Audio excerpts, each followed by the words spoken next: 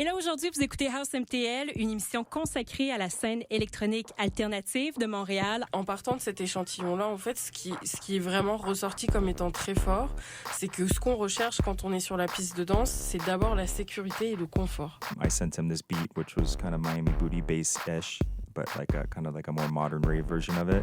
And then he sent me back some lyrics, and then I put it on top, and we're like, wow, this is a hit. Avec des titres de magazines, de nouvelles de plus en plus favorables aux femmes dans les médias, on pourrait penser qu'elles occupent une place beaucoup plus grande que ce qu'elle est en réalité.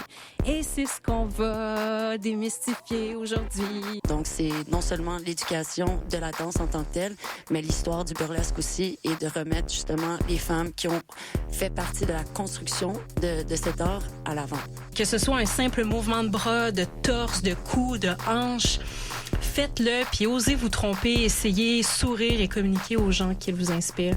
I want the industry people to be confused while the ravers understand the very moment they press play.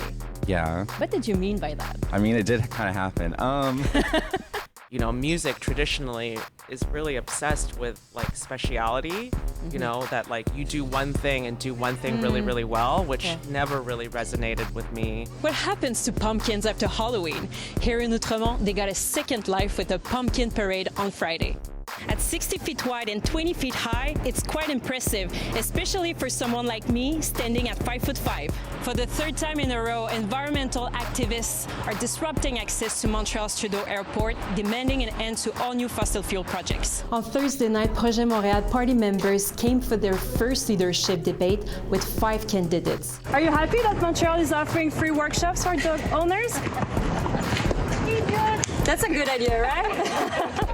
Can we get used to the taste of oysters? I hope not. Well, really don't. Mais c'est pas parce que l'industrie des huîtres est populaire qu'elle n'est pas bonne pour l'environnement. Et c'est ce qu'on va découvrir avec Danny King dans quelques instants.